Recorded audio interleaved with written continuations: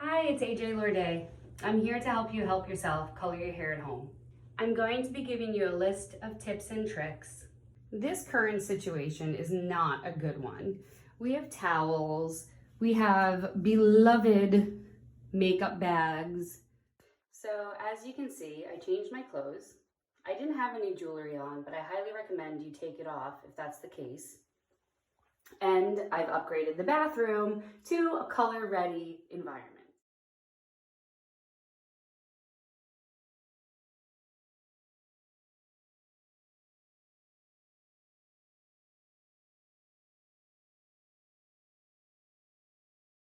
All right, generally you should have a bottle. Inside the bottle is what we call the developer. What did I pull out? Conditioning treatment. Okay, I'm gonna talk about this for 2 seconds. Guys, there's gonna be 2 tubes generally in these boxes. Okay, do not confuse the conditioner with the actual hair dye.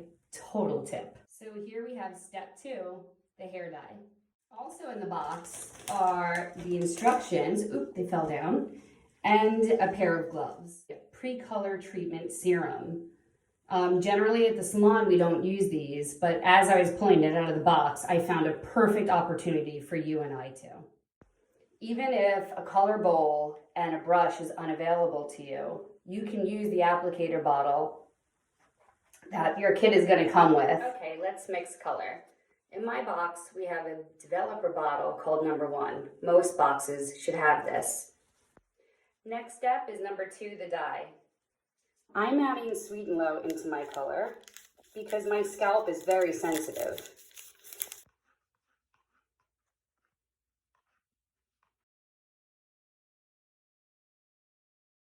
Take an old towel and one of your clips, whether it be this or a different option, and let's clip it around our necks to protect our skin. I've taken my hair down and I'm combing through the ends so it's easier to get through later when we apply the color. I happen to have lighter ends than I do my root. What I'm going to do is 2 things at once. I'm going to give the ends a little bit of TLC and give them a treatment, but I'm also going to protect the lighter color from getting the root touch up on them and possibly, most likely, darkening them unwantedly.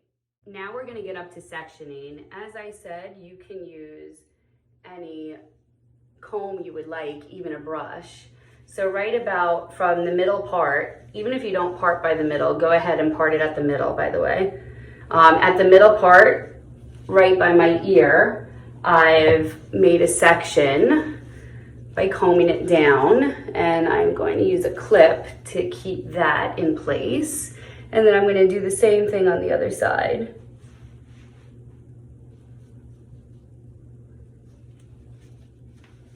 Did I tell you I haven't done this ever in my life before on myself?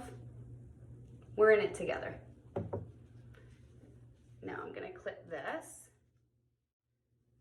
And I'm going to do a section on this side.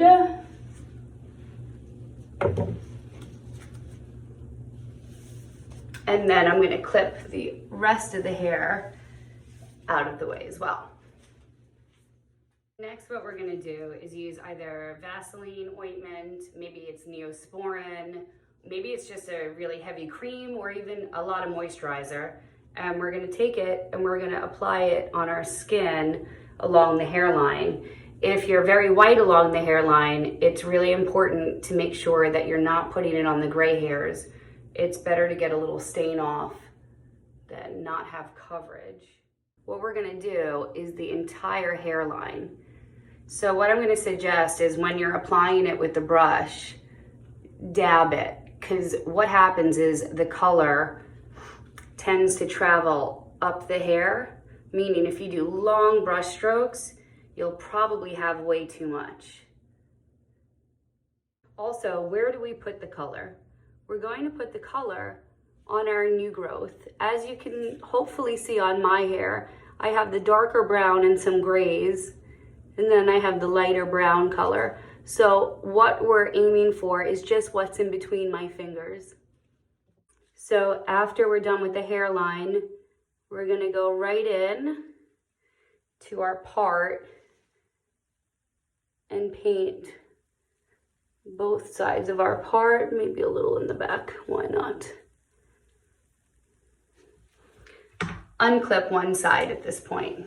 And again, your main goal is to keep the color off the ends, besides getting it on the root. This is about how much color I put on the brush.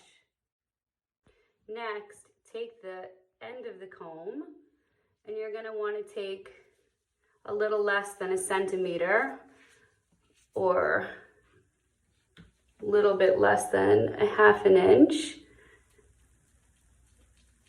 and dab it into the next section like that. And we're going to keep going. Now, this is certainly a little difficult because I am doing this into my iPhone, but at the same time, it seems to be going quite well.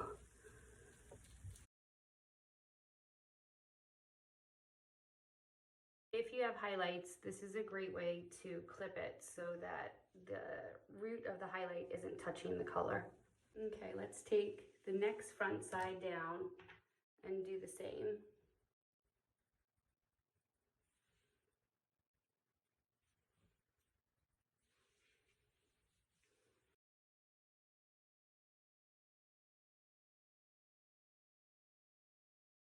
Next, I've put a tissue in the front of my hairline like this, so again, to protect my highlights, because it's time for the back.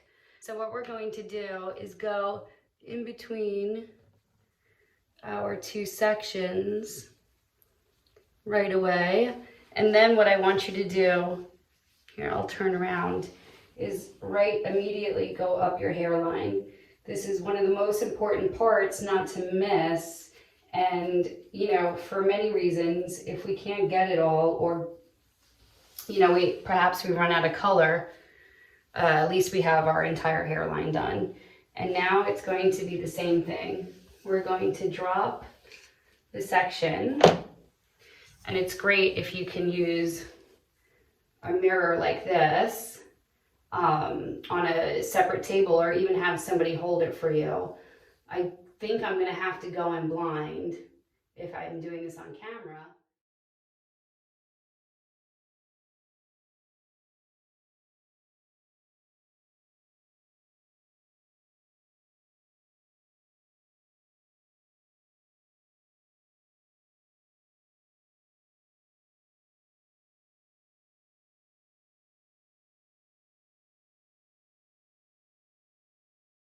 Okay, it's time to rinse the color. So I have my designated towel on hand that I'm going to rinse the color with. In addition, I'm going to take this one down, and normally you have a good amount of it that never got color on it. That said, double, triple, quadruple check if you got color on it at all. I'm gonna fold it in a way that I know I have a color-free safe zone. This is a great way to block your face and your eyes while your head's back into the shower. This way, any little driplets won't fall into your eyes and cause serious damage, which, by the way, I'm so not responsible for. Just trying to help you out. Color's ready to go. So what I'm gonna do is I'm actually gonna take some more dye and I'm gonna dab it around my hairline. And then what I am gonna do with my fingers is rub the color into the skin. I'm looking for a tissue. I'm gonna take a tissue and I'm gonna wipe the color off all of my skin, and boom, my stains are gonna be gone. If your stains aren't gone, check my email. Here's a little more. Check my email. I will definitely send a link of some color removing product that you can order in advance and have in your setup kit.